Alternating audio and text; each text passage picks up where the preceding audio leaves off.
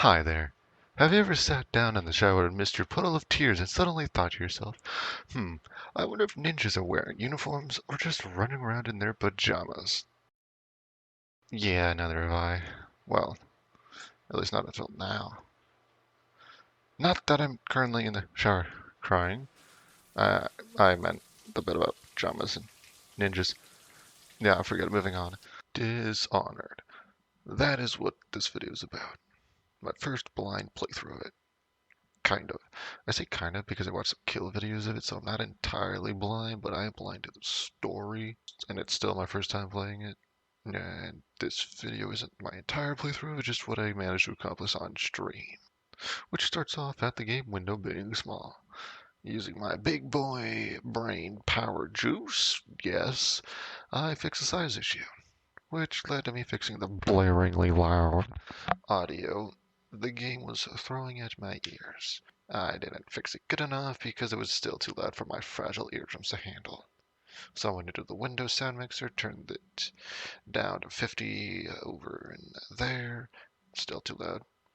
Went into the game settings in there, fixed. Now I can enjoy the game without the threat of blood coming out of my ears when a gunshot goes off. With that issue sorted out, I am now able to enjoy the beautiful boat ride to the city. While on the ride, the pilot guard guy said it was unusual to send the Queen's personal bodyguard away on an errand.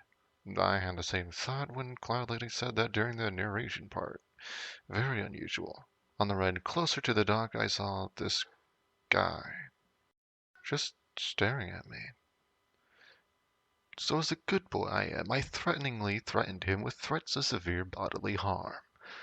Alas, before I could do anything, my boat made it into the docking bay area thing, which, by the way, is a pretty cool defense design, making it so that any stray boat is unable to dock unless previously cleared to do so, unless it's a cargo ship, in which case, how do they transport those goods? Send it in on tiny ships one by one? Oh, wait, they probably have a bigger docking bay just for that. Yeah, that's probably, yeah. Anyways, after docking, I did what any sane and reasonable man would do. Try to loot the box in the boat for any possible goodies. I couldn't open it.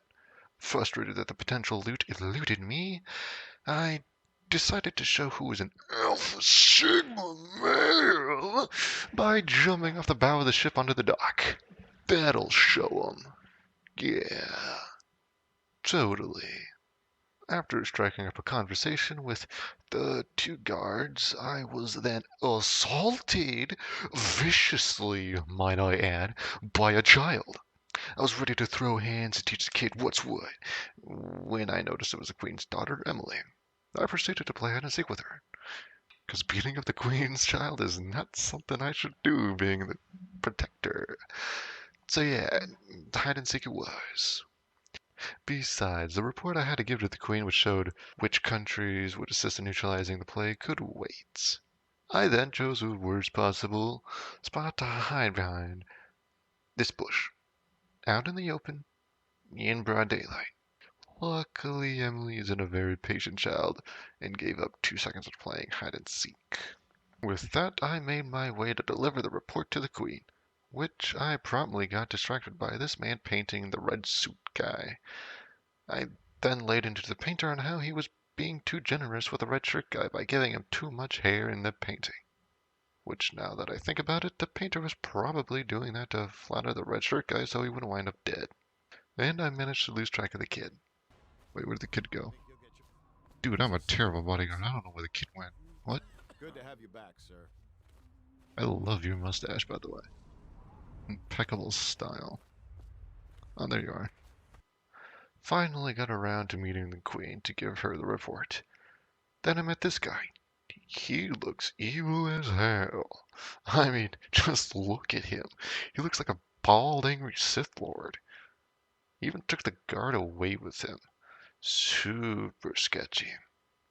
No, I'm sure that's fine. Nothing bad is going to happen. It's not like when the Queen reads my report about no other countries willing to help us out with the plague, and then assassins appear on the rooftop behind us to assassinate the Queen, but then I kill them only to get a force choke in the air and watch as the Queen gets stabbed in front of me while I dangle her helplessly and see the kid get kidnapped, and then I get accused of regicide and spend the next 6 months in jail being tortured. Oh damn, that actually happened.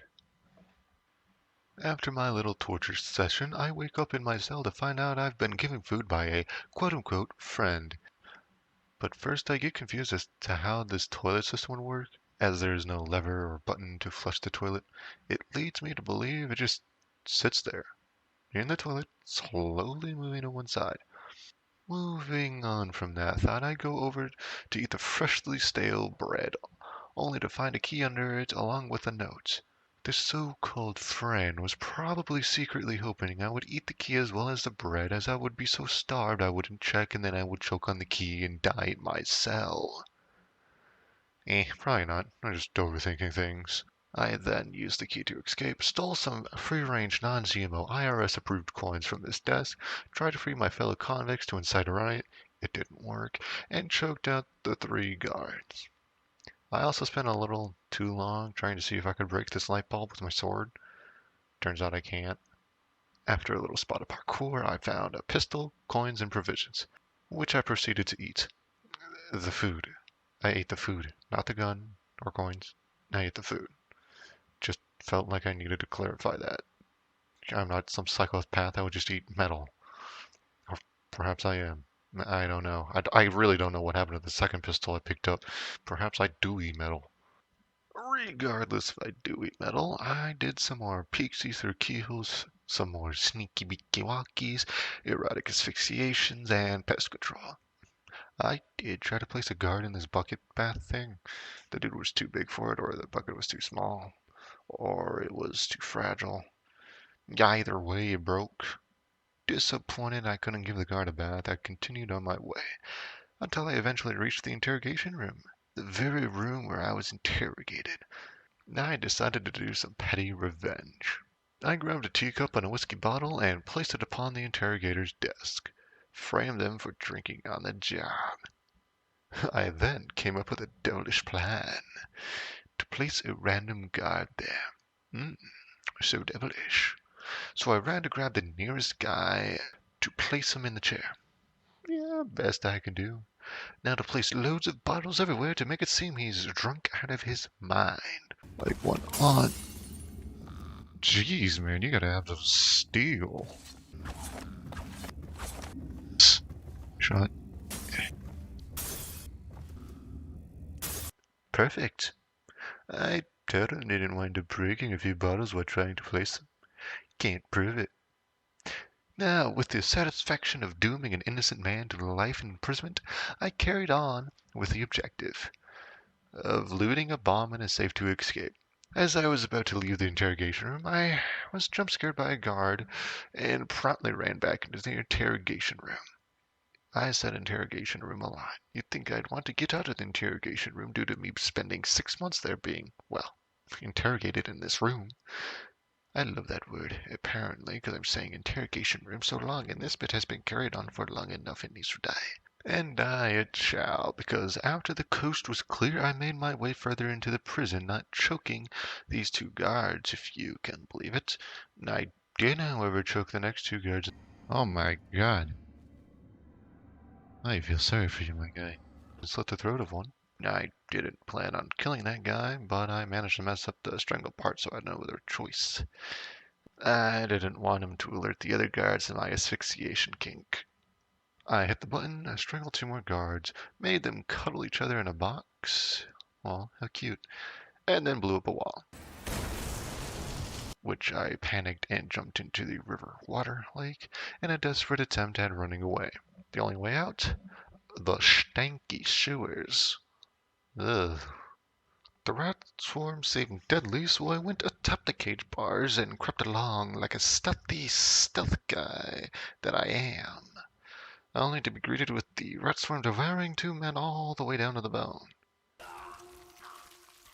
Oh my god, devoured alive. Oh my god. I, di- I didn't know they were going to be literally devoured. They're still going at it.